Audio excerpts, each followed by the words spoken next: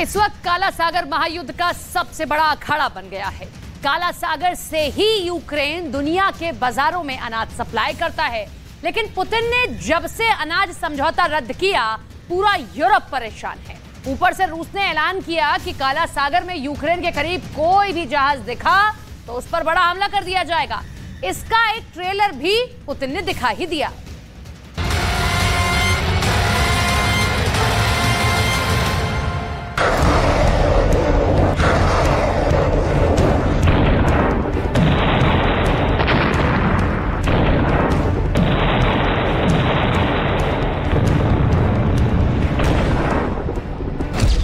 काला सागर में खौफ का साम्राज्य।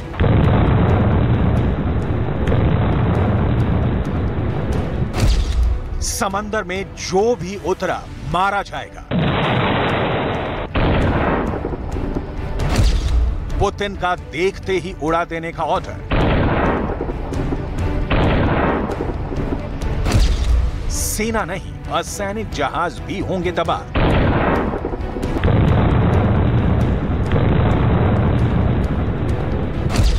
महायुद्ध की सबसे खतरनाक तस्वीर।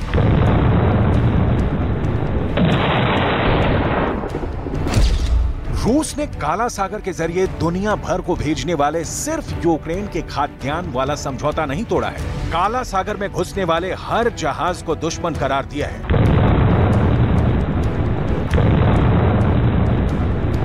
मतलब रूस खौफ के काले सागर में असैन्य पोतों की तबाही की स्क्रिप्ट लिख रहा है। वो कभी भी काला सागर में मौजूद तमाम असैन्य पोतों को हमले में उड़ा सकता है।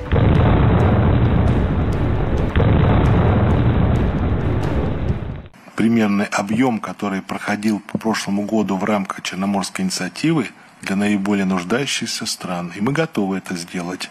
Вы спрашивали, подписаны ли уже какие-то соглашения? Соглашения еще пока на этот счет не подписаны, но контакты ведутся, и эти контакты будут продолжены. Я думаю, что никаких нет сомнений в том, что так оно и будет.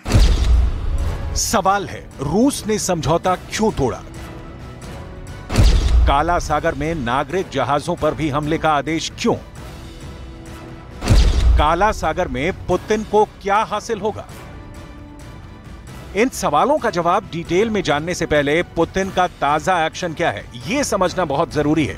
रूस ओडेसा में यूक्रेन के अनाज निर्यात बंदरगाहों पर मिसाइल और ड्रोन से हमले पहले ही कर चुका है। इन हमलों में करीब 60,000 टन अनाज नष्ट हो गया है। व्हाइट हाउस के राष्ट्रीय सुरक्षा परिषद के प्रवक्ता एडम हॉज ने एक बयान में कहा, हमारी जानकारी से संकेत मिलता है कि रूस ने यूक्रेनी बंदरगाहों के रास्ते में अतिरिक्त समुद्री खदानें बिछाई हैं। रूस ने यूक्रेन से उस वक्त खाद्यान्न आपूर्ति समझौते को तोड़ दिया जब उसने क्राइमिया को क्रेमलिन से जोड़ने वाले पुल पर समुद्री ड्रोन से हमला करके राष्ट्रपति पुतिन को सीधी चुनौती दी। रूस के समझौते से बाहर आने के बावजूद यूक्रेन ने खाद्यान्न की सप्लाई जारी रखने का संकल्प लिया है।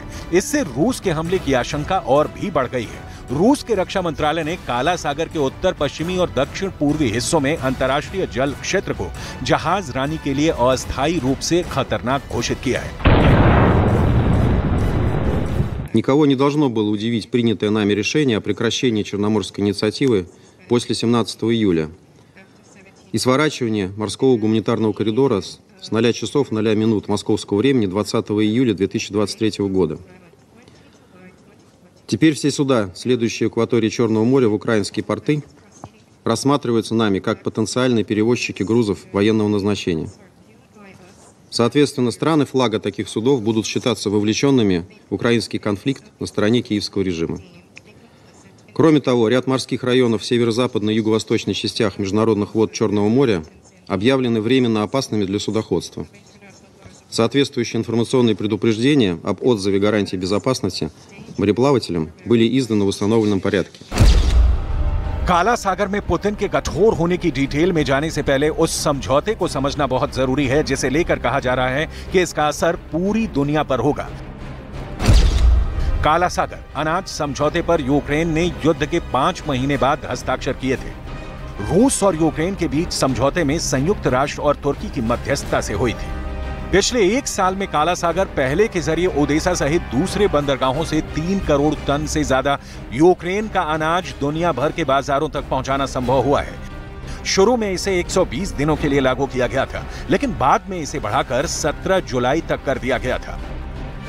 रूस ने 17 जुलाई को यह कहते हुए काला सागर अनाज समझौता तोड़ दिया कि उसने अपने खाद्य और उर्वरक निर्यात में सुधार की मांगें पूरी नहीं की। रूस ने इस बात की शिकायत की है कि पर्याप्त यूक्रेनी अनाज गरीब देशों तक नहीं पहुंचा है, लेकिन काला सागर समझौता तोड़ने का अर्थ सिर्फ खाद्यान्न सप्लाई और ज़ेलेंस्की को सबक सिखाना नहीं है। इसके पीछे पुतिन की बड़ी प्लानिंग है। इस प्लानिंग को विस्तार में समझेंगे। उसके पहले काला सागर की भौगोलिक स्थिति और इसे लेकर रूस के रुख को समझना बहुत जरूरी है। पानी के रास्ते सिर्फ काला सागर से होते हुए ही यूक्रेन तक पहुंचा जा सकता है और उस काला सागर में रूस की तूती बोलती है। काला सागर पानी का वो इलाका है जो दक्षिण से यूक्रेन पर हमले करने के लिए रूस का लॉन्च पैड है। काला सागर में रूस के जंगी जहाजों का डेरा है और यहां से कलिब्र मिसाइलें चला चलाकर रूस यूक्रेन के पसीने छुड़ा चुका है। माना जाता है कि काला सागर रूस का हथियार है और नाटो की कमजोर कड़ी है। काला सागर से 6 देशों की सीमा लगती है। पहला तुर्की, नाटो का सदस्य, दूसरा बल्गेरिया, नाटो का सदस्य, तीसरा रोमानिया, नाटो का सदस्य, चौथे और 5वें यूक्रेन और जॉर्जिया, जो नाटो के सदस्य नहीं है लेकिन अमेरिका के साथी हैं, और 7वां देश है खुद रूस। रूस की नौसेना वैसे ही मजबूत है और 2014 में रूस के यूक्रेन के क्राइमिया पर कब्जा के बाद से तो काला सागर पुतिन की मुट्ठी में आ चुका है और इससे उलट नाटो की काला सागर में कोई मौजूदगी नहीं है। रोमानिया और बल्गेरिया जैसे उसके सदस्य कमजोर हैं और जॉर्जिया की नेवी भी छोटी है। नाटो में अमेरिका के बाद तुर्की के पास सबसे बड़ी सेना है और वो काला सागर के 2 स्ट्रेट भी कंट्रोल करता है। इसलिए रूस को टक्कर सिर्फ तुर्की ही दे सकता है, लेकिन अमेरिका की अगुवाई वाले खेमे का सदस्य होने के बावजूद पुतिन से दोस्ती किए बैठा है। अमेरिका और उसके बाकी साथियों की तरह ना तो तुर्की ने रूस पर प्रतिबंध लगाए हैं और ना ही कभी पुतिन के खिलाफ कुछ बोला है। अब अगर कल को रूस ने काला सागर से नाटो पर धावा बोला तो नाटो कहीं का नहीं रहेगा। इसी वजह से अमेरिका की सुरक्षा के लिए काला सागर की सुरक्षा जरूरी है और तुर्की को साथ लिए बिना अमेरिका काला सागर में कुछ नहीं कर सकता। यही वजह है कि अंतर्राष्ट्रीय हवाई क्षेत्र को हथियार बनाकर अमेरिका या फिर ब्रिटेन रूस की निगरानी में लगे रहते हैं। रूस के लड़ाकू विमान अमेरिका के साथ साथ ब्रिटेन पर हमला कर चुके हैं। यही वजह है कि सभी नाटो देशों को अपने पानी के जहाज यूक्रेन से दूर रखने की धमकी देने के बाद रूस ने काला सागर में अपने एक्शन का ट्रेलर भी दिखा दिया।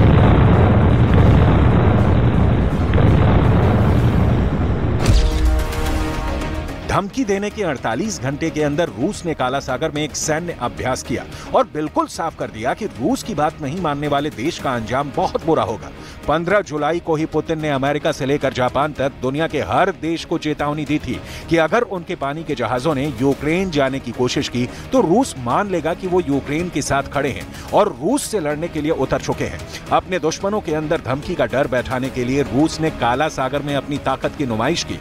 रूस बार बार ये जता रहा है कि अगर किसी भी देश ने रूस की चेतावनी को हल्के में लिया तो अपनी मौत को दावत देगा।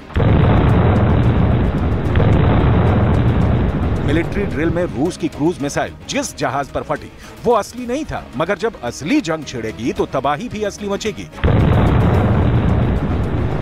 इसलिए पहले पुतिन ने यूक्रेन के साथ काला सागर में अपनी अनाज डील खत्म की, फिर काला सागर में यूक्रेन के सबसे बड़े बंदरगाह ओडेसा पर जबरदस्त हमले किए।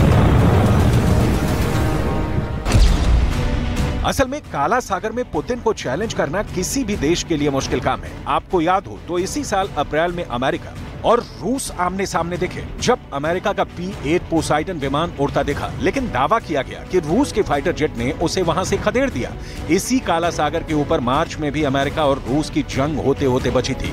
तब भी रूस के एक लड़ाकू विमान ने अमेरिका के एक ड्रोन को टक्कर मार दी थी, जिसके बाद समंदर में क्रैश हो गया था।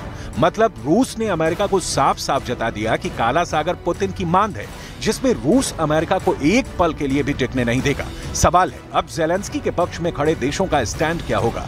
तो तुर्की के राष्ट्रपति एर्दोगान ने यूक्रेन के राष्ट्रपति ज़ेलेंस्की से फोन पर बात की है। फोन कॉल के दौरान ब्लैक सी ग्रे इनिशिएटिव को फिर से लागू करने पर विस्तार से चर्चा की है। तुर्की के पहल से ही पुतिन ने अनाज समझौते पर हस्ताक्षर किए थे, लेकिन काला सागर में यूक्रेन के बढ़ते कदम के बाद जैसे ही समझौते की आखिरी तारीख आई, पुतिन ने समझौता ही रद्द कर दिया।